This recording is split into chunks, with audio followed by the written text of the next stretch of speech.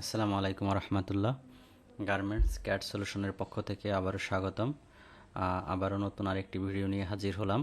আজকে আমরা দেখব অপটিটেক্স সফটওয়্যারের এডিট মেনুর কাজ, এডিট মেনুর বিস্তারিত জানার চেষ্টা করব।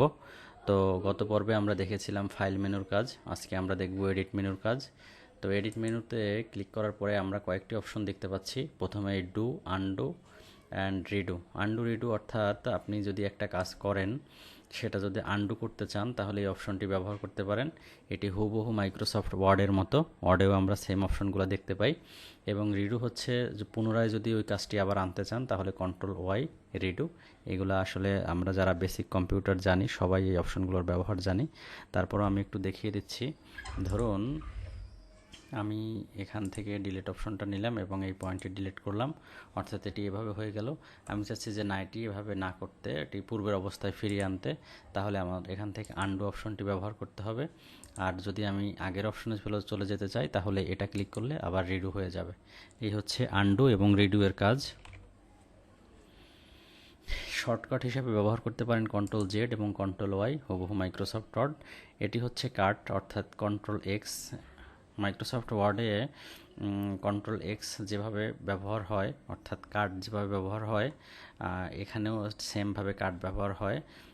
আমি এখান থেকে কাট করার পরে কোনটি কাট হবে, কোন অপশনটি আমার সিলেক্ট অংশটি কাট হবে, আমি এখান থেকে কন্ট্রোল এক্স দিলাম, কাট। এখন আমার কাট হয়ে গেল।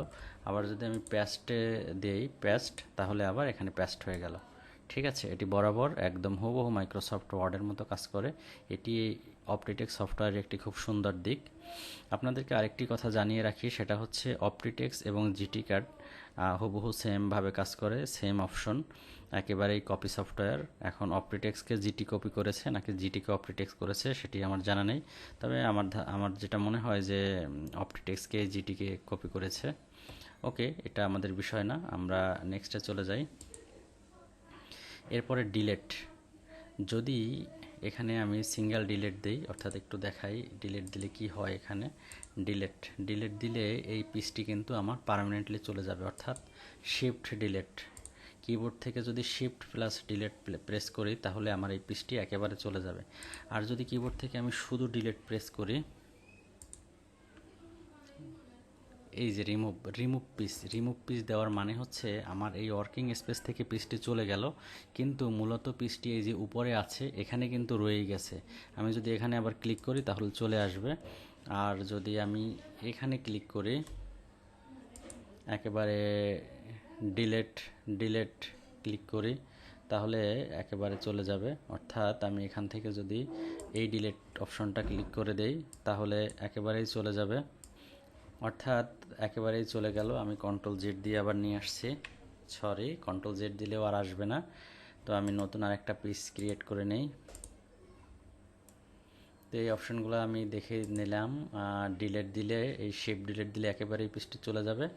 এরপরে আছে পিস প্রপার্টিস, অর্থাৎ এই পিসটির প্রপার্টিসটা আমরা এখানে গেলে দেখতে পারবো। পিস প্রপার্টিসে এখানে অনেকগুলো অপশন আছে, অর্থাৎ আমরা এই নামটা প্রথমে লিখে চেঞ্জ করে নিতে পারি, অথবা এখান থেকে আমরা এই প্রপার্টিসে এসে চেঞ্জ করে নিতে পারি। আমি একটি নামটি চেঞ্জ করে দেই। এরপরে যে বাকি যে বিষয়গুলো আছে, quantity, pair, code, material, quality, এই বিষয়গুলো আমি এখন বলতে পারি, কিন্তু এই বিষয়গুলো যারা নতুন তারা একেবারেই বুঝবেন না যে ম্যাটেরিয়াল কী হবে, কোয়ালিটি কী হবে, ডিসক্রিপশন, হ্যাঁ। তারপরে বাকি আরও যে অপশনগুলো, behaviour, marker attribute, buffer attribute, size information, report, এই টোটাল অপশনগুলো আমরা কাজ শিখতে শিখতে যখন আমরা ডিপে চলে যাব তখন এই বিষয়গুলো বললে আপনাদের জন্য সুবিধা হবে। আপাতত এতটুকু জেনে রাখেন যে এডিটে গিয়ে পিস প্রপার্টিস নামে একটা অপশন আছে এবং এখান থেকে পিসের নাম সহ অন্য অন্য জিনিস চেঞ্জ করা যায়। ওকে, পিস প্রপার্টিসের পরে আমরা এখানে কপি ইন্টারনাল অবজেক্ট আছে, এটা হাইড অবস্থায় আছে। তো যদি আনহাইড করতে চাই, অর্থাৎ অ্যাক্টিভ করতে চাই, তাহলে আমাদেরকে একটি কাজ করতে হবে, আমাদের পিসের ইন্টারনালি কোনো কাজ করতে হবে। তার জন্য আমি এখানে এই টুলটা ব্যবহার করি। এই টুলের ব্যবহার এখন আপনাদেরকে দেখাচ্ছি না, জাস্ট আমি ওই কাজটা দেখানোর জন্য, ইন্টারনালি কাজটা দেখানোর জন্য আমি একটা লাইন নিলাম। এটা কিভাবে নিব আমরা পরবর্তীতে দেখব। এটা নিয়ে এখন মাথায় প্রেশার নেওয়ার দরকার নেই। তো এই দেখেন এখন কপি ইন্টারনাল অবজেক্ট, এটা কিন্তু এখন অ্যাক্টিভ হয়ে গেছে। আমি যদি এটা ক্লিক করি আমাদের এই অবজেক্টটা কপি হয়েছে। এরপরে আমাদের তো কপি হইলে এটা পেস্ট করতে হবে, তো এরপরেই যে পেস্ট ইন্টারনাল অবজেক্ট এটা অ্যাক্টিভ হয়ে গেছে। আমি যদি এটা ক্লিক করি এখন এটা দেখেন পেস্ট হয়ে গেল। এখন এই অবজেক্টটা আমাদের ইচ্ছা মতন আমরা চাইলে এখান থেকে সরিয়ে আমরা ব্যবহার করতে পারি। হ্যাঁ, তো এইভাবে ইন্টারনাল অবজেক্টগুলো কাজ করে। তো এরপরে দেখি সিলেক্ট অল দিলে আমাদের এখানে এই ইয়াতে স্পেসে যেই পিসগুলো আরও অনেক পিস থাকতে পারে, আমাদের কাজের ক্ষেত্রে অনেকগুলো পিস থাকবে। তো সবগুলো একসাথে সিলেক্ট করার জন্য এখান থেকে সিলেক্ট অল অথবা শর্টকাট কন্ট্রোল এ। আমাদের এখানে প্রত্যেকটা অপশনের আমরা এখানে ম্যানুয়ালি দেখছি এবং পাশে যে শর্টকাট আইকনগুলো দেওয়া আছে, শর্টকাট কিগুলা, অর্থাৎ কন্ট্রোল জেড দিলে আন্ডু হবে, কন্ট্রোল ওয়াই রিডু হবে, কন্ট্রোল এক্স দিলে কাট হবে, control C copy, control V paste, delete shift delete, প্রত্যেকটি অপশনের শর্টকাট কিন্তু আমরা ব্যবহার করতে পারি। ওকে, এরপরে আমাদের ইনভার্ট সিলেকশনের দরকার নেই। এরপরে আপডেট পিস, আমাদের কখনো যদি পিস আপডেট করার প্রয়োজন হয়, অর্থাৎ আমাদের একটা ওল্ড পিস ছিল, ওই পিসটা আমরা নিউ পিসে আপডেট করে নিতে পারবো এখান থেকে। এবং রিমুভ অ্যাক্টিভ, আমাদের অ্যাক্টিভটা রিমুভ করে নিতে পারবো। তো আপডেট করার কাজগুলো আমরা এখান থেকে করে নিতে পারবো। এটা তেমন একটা ইউজ হয় না, যদি কখনো লাগে এখান থেকে ব্যবহার করতে পারবো। মুভ পয়েন্ট আমরা আসলে এভাবে মুভ পয়েন্ট করবো না, এটাও আমাদের এখান থেকে দরকার নেই। আমাদের এরপরে ডিলেট পয়েন্টটা, যদি আমাদের কোনো পয়েন্ট ডিলেট করতে হয় আমরা এখান থেকে ডিলেট করতে পারি। ঠিক আছে, যে পয়েন্টটা সিলেক্ট থাকবে ওই পয়েন্টটা ডিলেট হবে। তো এই হচ্ছে এডিট অপশনের মোটামুটি এতটুকু আপনাদের জানলেই হবে।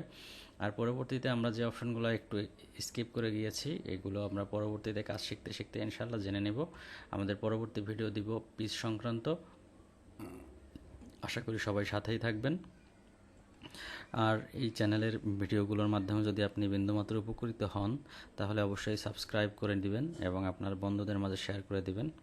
ধন্যবাদ সবাইকে। আসসালামু আলাইকুম ওয়া রাহমাতুল্লাহ।